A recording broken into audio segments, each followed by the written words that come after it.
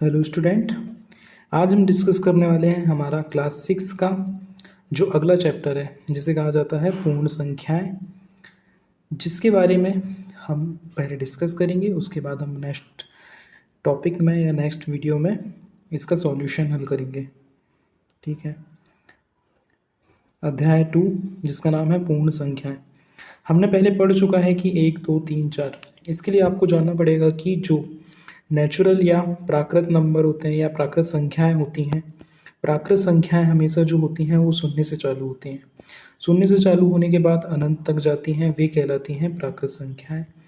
इसके बाद दूसरे नंबर पे आती हैं पूर्ण संख्याएं। जो पूर्ण संख्याएं होती हैं वो चालू होती हैं 1 से इन्फिनिटी तक जाती हैं। मतलब यदि क्वेश्चन आता है कि सभी पूर्ण संख्याएं प्राकृत संख्याएं होती हैं तो ये क्वेश्चन होता है सही, और यदि क्वेश्चन आता है कि सभी प्राकृत संख्याएं पूर्ण संख्याएं होती हैं तो ये क्वेश्चन होता है गलत, क्योंकि सभी प्राकृत संख्याएं पूर्ण संख्याएं नहीं होती हैं, क्योंकि प्राकृत संख्याएं शून्य से शुरू होती हैं। ठीक है। इसके बाद इसी में आपका एक टॉपिक है जिसे कहा जाता है पूर्ववर्ती और परवर्ती। पूर्ववर्ती और परवर्ती का मतलब होता है, पूर्व का मतलब होता है पहले की संख्या, परवर्ती का मतलब होता है कि आने वाली अगली संख्याएं। जैसे यदि आपके पास क्वेश्चन आया कि दो का पूर्ववर्ती बताइए, तो 2 के पूर्ववर्ती में आप क्या लिखेंगे? 2 का पूर्ववर्ती होता है 2 माइनस 1। पूर्व मतलब होता है पहले का, पूर्व मतलब होता है पहले का। तो पहले की संख्या निकालने के लिए 2 में से 1 घटाएंगे, जिसका आंसर आएगा 1। इसके बाद परवर्ती संख्या जो होती है 2 में से 1 जोड़ा जाएगा जो होगा 3। तो पूर्ववर्ती संख्या मतलब एक पहले की संख्या अर्थात उसमें से घटाया जाएगा, और परवर्ती संख्या मतलब एक बाद की संख्या अर्थात 1 जोड़ा जाएगा।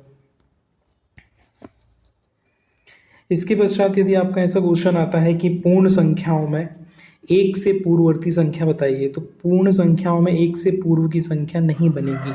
हालांकि प्राकृत संख्याओं में 1 से पहले की संख्या या पूर्ववर्ती संख्या बनती है, जिसे हम क्या कहते हैं? शून्य कहते हैं। परंतु प्राकृत संख्या में, ठीक है, देखिए इसमें क्या दिया हुआ है कि प्रयास कीजिए मतलब 19 का, 1997 का, 12,000 का, 49 का, इन सब का पूर्ववर्ती और परवर्ती बताना है। तो इसके लिए आपको यहाँ पे सॉल्व करना पड़ेगा। 19 का पूर्ववर्ती, पूर्व मतलब होता है पहले का, तो इसमें से 1 घटा दीजिए, आपका आंसर आ जाएगा 18 या 18। 1997 का पूर्ववर्ती, 1997 का यदि पूर्ववर्ती निकालना है तो 1997 से 1 घटा दीजिए, आंसर आ जाएगा 1996। 1997 का परवर्ती निकालना है। परवर्ती मतलब अभी हमने डिस्कस किया कि 1 जोड़ना होता है। 1997 में 1 जोड़ दीजिए, क्या आ जाएगा? 1998। ये उसका परवर्ती हो जाएगा। चलिए आगे बढ़ते हैं। अब आपका अगला जो टॉपिक शुरू होने वाला है इसमें, उसका नाम है पूर्ण संख्याएं। पूर्ण संख्याएं हमने अभी डिस्कस किया। यदि आप बात करते हैं प्राकृत की, तो प्राकृत संख्याएं हमेशा शून्य से शुरू होती हैं और इन्फिनिटी तक जाती हैं। परंतु यदि पूर्ण संख्याओं की बात करेंगे तो पूर्ण संख्याएं आपकी 1 से चालू होकर इन्फिनिटी तक जाती हैं। ठीक है। यदि यहाँ पे हम देखें, लिखा हुआ है आपके बॉक्स में, क्या लिखा हुआ है? प्राकृत संख्याएं पूर्ण संख्याओं के साथ मिलकर पूर्ण संख्या का संग्रह करती हैं। प्राकृत संख्याएं शून्य के साथ मिलकर पूर्ण संख्याओं का संग्रह करती हैं। अर्थात हम यदि देखें तो शून्य एक पूर्ण संख्या है कि नहीं है? यदि बात करें प्राकृत की, तो प्राकृत यदि पूर्ण के साथ मिल रही है तो इसमें शून्य शामिल होता है। जैसे क्या सभी प्राकृत संख्याएं पूर्ण संख्याएं भी हैं? ये ऑब्जेक्ट यहाँ पे हम देखें यदि इसको, तो क्या सभी प्राकृत संख्याएं पूर्ण संख्याएं होती हैं? जी नहीं, सभी प्राकृत संख्याएं पूर्ण संख्याएं नहीं होती हैं, क्योंकि हमने अभी अभी देखा कि प्राकृत संख्याएं शून्य से शुरू होकर अनंत तक जा रही हैं। तो क्या इसमें हमने पढ़ा पूर्ण संख्याएं 1 से होती हैं इन्फिनिटी तक, तो क्या इसमें शून्य शामिल है पूर्ण में? नहीं। अर्थात प्राकृत संख्याएं सभी पूर्ण संख्याएं नहीं होती हैं। यदि क्वेश्चन बोले कि क्या सभी पूर्ण संख्याएं प्राकृत संख्या होती हैं, तो हाँ, सभी पूर्ण संख्याएं प्राकृत संख्याएं होती हैं। दूसरे नंबर का सही होगा, पहले नंबर का गलत होगा। तीसरे नंबर पे कह रहा है सबसे छोटी पूर्ण संख्या कौन सी है। यदि हम बात करें सबसे छोटी पूर्ण संख्या की, तो एक है। सबसे छोटी पूर्ण संख्या आपकी एक है। सबसे छोटी पूर्ण संख्या एक है। इसके बाद सबसे बड़ी पूर्ण संख्या कौन सी है, तो सबसे बड़ी पूर्ण संख्या अनंत है। इसको डिस्क्राइब नहीं किया जा सकता, क्योंकि सबसे बड़ी पूर्ण संख्या हमेशा एक अनंत होती है। यदि इसमें ऐसा क्वेश्चन आता है कि 2 अंकों की सबसे बड़ी पूर्ण संख्या बताइए, तो 2 अंकों की सबसे बड़ी पूर्ण संख्या हम लिखते हैं 99, ठीक है। और 2 अंकों की सबसे छोटी पूर्ण संख्या बताइए, तो 2 अंकों की सबसे छोटी पूर्ण संख्या की बात यदि हम करें तो वो आता है 10 या 10, ठीक है। थोड़ा और आगे बढ़ें। इसका जो अगला परिचय है 2.3 में, ये कह रहा है कि संख्या रेखा क्या होता है। संख्या रेखा, संख्या रेखा के बारे में जानना है। तो देखिए, संख्या रेखा एक ऐसी रेखा खींची जाती है, इसमें आपके में बना हुआ है चित्र, जो 0 से लेके अनंत तक की बनाई जाती है। एक संख्या रेखा बनती है, शुरू से शून्य से शुरू होती है, जो अनंत तक जाती है। परंतु इसमें डिस्क्रिप्शन के माध्यम से आप देख सकते हैं कि जो 0 से लेके +1 +1 +1 करके हमेशा आगे बढ़ती हुई निरंतर जाती है अनंत तक, उसे हम कहते हैं संख्या रेखा, ठीक है। आगे बढ़ें। और आगे क्या है इसमें, जैसे संख्या रेखा पर योग यदि निकालना है तो कैसे निकालेंगे। संख्या रेखा पर यदि योग का मामला है, तो इसमें देखिए क्या हो रहा है। पूर्ण संख्याओं के योग में, पूर्ण संख्याओं के योग में यदि आप बात करें, दर्शाया जाता है कि 3 और 4 के योग को बताइए। तो एक आपको क्या करना है, संख्या रेखा बनाना है, शून्य से शुरू करना है, कहाँ तक जाना है, अनंत तक जाना है। परंतु हमको यहाँ पे डिफाइन किया गया है कि 3 और 4 को जोड़ना है, अर्थात 3 + 4 करना है। हम सबसे पहले 1 2 3 4 5 6 7 8 9 10 ऐसे लेंगे। इसके बाद इसमें नंबर लिखिए 1 2 3 4 5 6 7 8 9 10, ये ले लिया। अब ये बोल रहा है कि 3 और 4 को जोड़ना है, तो आप 3 पे आइए। अब हम आएंगे 3 पे आएंगे, ठीक है। हम यहाँ पे 3 पे आए। 3 पे आने के बाद आप कहाँ तक जाना है, इसमें 4 जोड़ना है। तो 3 के बाद 1 2 3 4, आप किस पे आ गए हैं, 7 पे। किस पे आ गए हैं, 7 पे।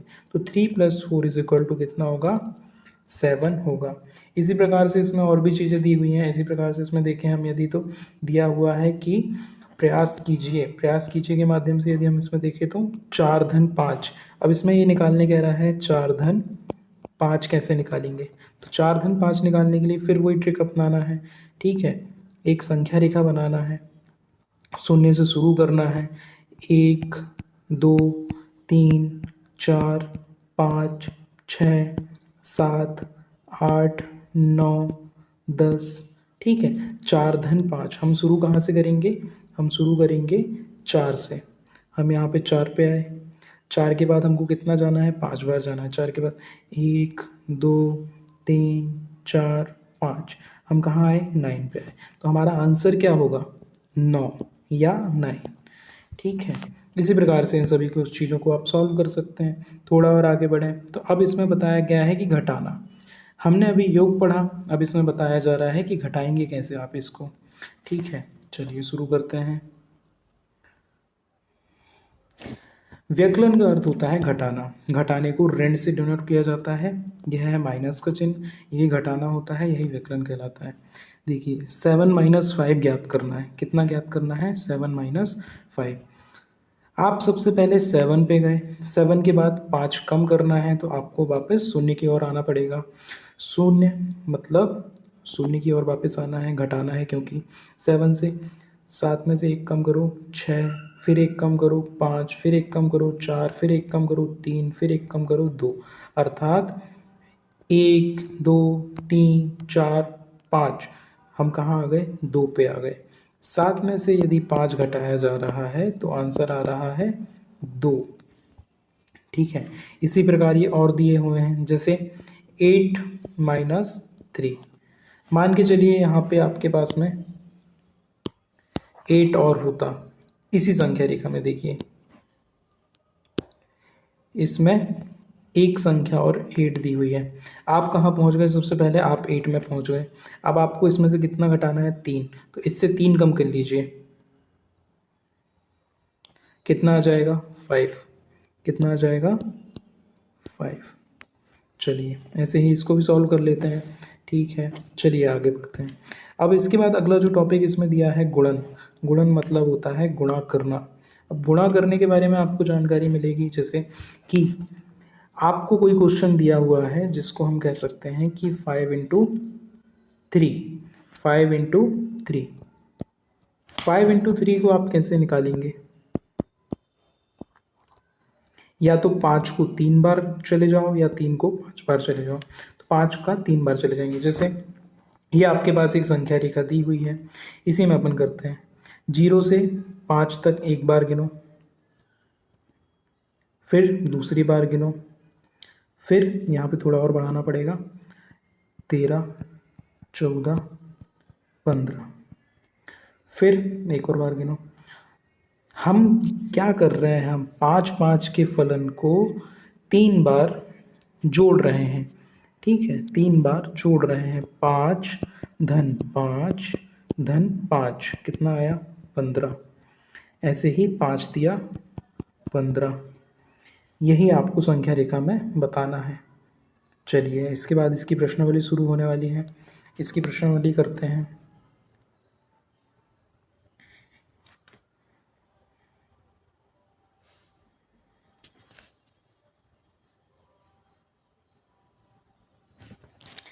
दस 10,999 के बाद अगली 3 प्राकृत संख्याएं लिखिए। अगली 3 प्राकृत संख्याएं लिखिए। कौन कौन सी ऐसी संख्याएं होंगी जो अगली 3 प्राकृत संख्याएं होंगी, इसकी बताइए। देखिए सबसे पहले 10,999 के बाद एक संख्या आएगी जिसे हम कहेंगे 11,000। 11,000। फिर दूसरे नंबर पे आएगी 11,001। फिर आएगी 11,002। ये क्या है? ये 3 प्राकृत संख्याएं हो गई, तो इसका आंसर यही होगा। चलिए थोड़ा और आगे बढ़ें। दूसरे नंबर का क्वेश्चन कह रहा है कि 10,001 से ठीक पहले आने वाली 3 पूर्ण संख्याएं बताइए। तो 10,001 से ठीक पहले कौन सी आएगी? सबसे पहले 10,001 से पहले आ जाएगी 10,000, 10,000।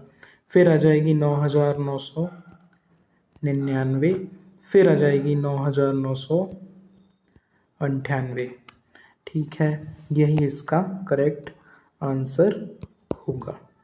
चलिए थोड़ा और आगे बढ़ें। क्वेश्चन नंबर 3 क्या कह रहा है? सबसे छोटी पूर्ण संख्या कौन सी है?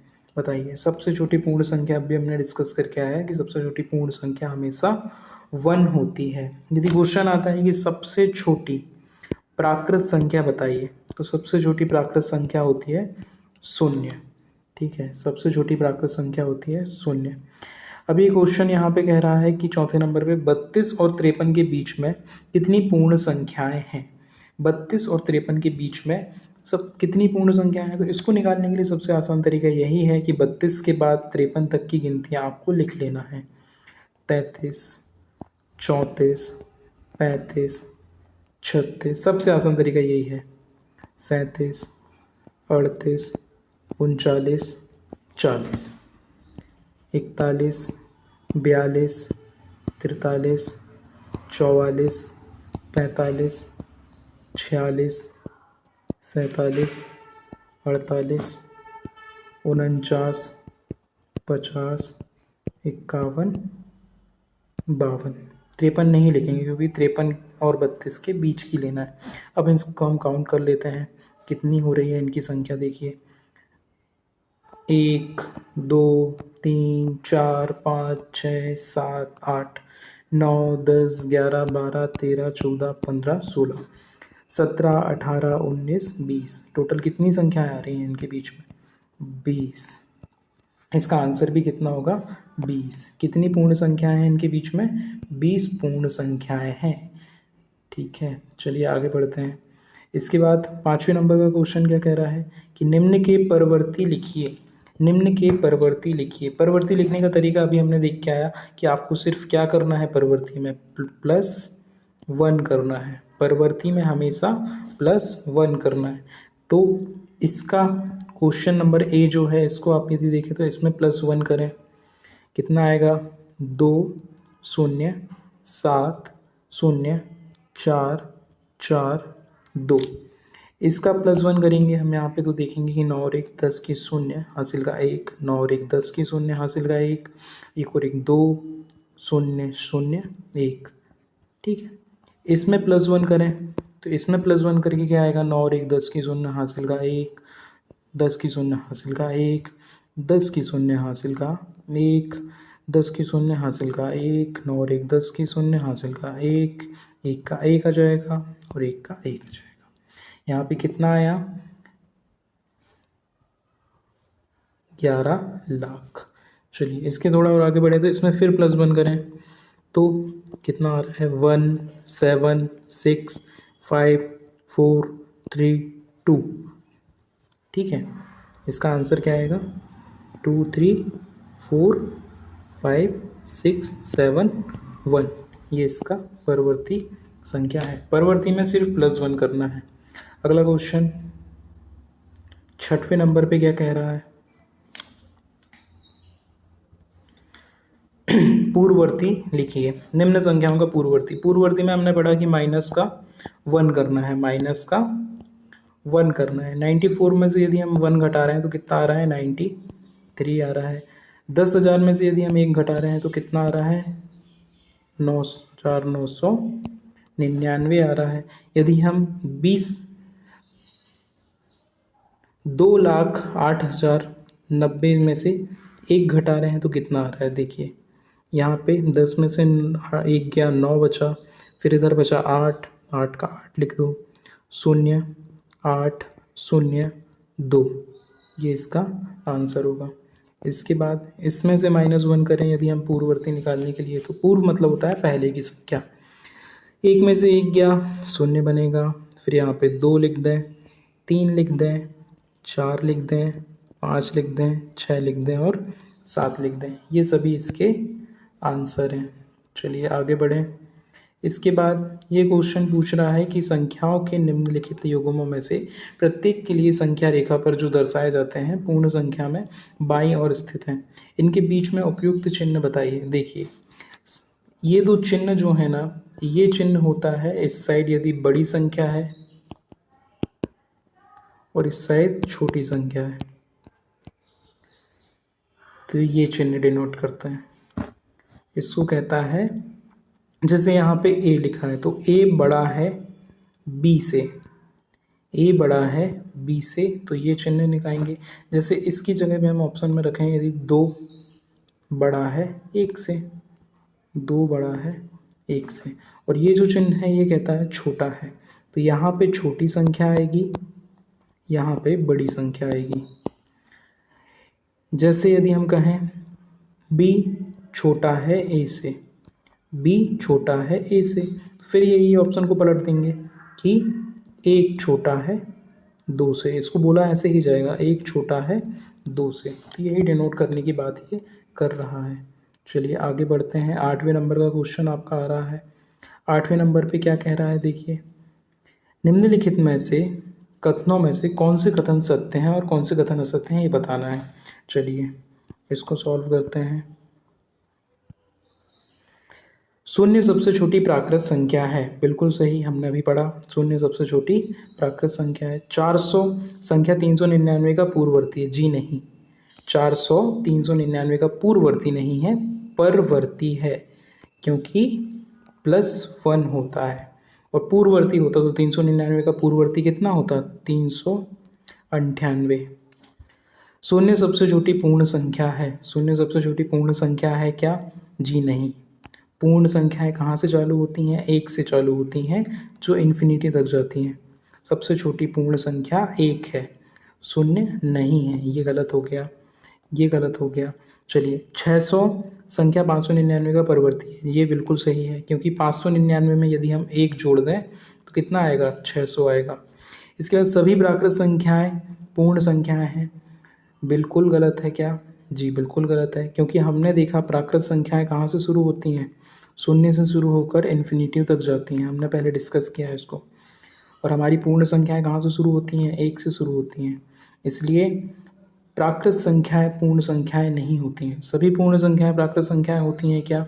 यस, ये गलत हो जाएगा। ई नंबर का, एफ नंबर का जो है सभी पूर्ण संख्याएं प्राकृत संख्याएं हैं, ये बिल्कुल सही है। सभी पूर्ण संख्याएं प्राकृत संख्याएं हैं। क्यों हैं? अभी हमने देखा कि जो पूर्ण संख्याएं हैं वो एक से शुरू हो रही हैं और जो प्राकृत संख्याएं हैं वो शून्य से शुरू हो रही हैं। तो शून्य के बाद में तो एक आता ही है, तो पूर्ण संख्या प्राकृत संख्या में समाहित होती है।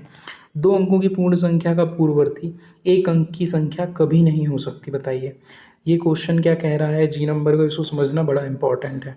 ये कह रहा है कि 2 अंकों की जो पूर्ण संख्या है उसका पूर्ववर्ती 1 अंक की संख्या कभी नहीं हो सकती। ये गलत कह रहा है, क्योंकि 2 अंकों की संख्या मान के चलिए आपके पास है 99, ठीक है 99, या मान के चलिए आपके पास 2 अंकों की संख्या जो है पूर्ण संख्या वो है 10, ठीक है। 10 में से 1 जब आप घटाएंगे, पूर्ववर्ती कह रहा है पहले की संख्या, 10 में से जब आप 1 घटाएंगे तो आपके पास कितना आएगा?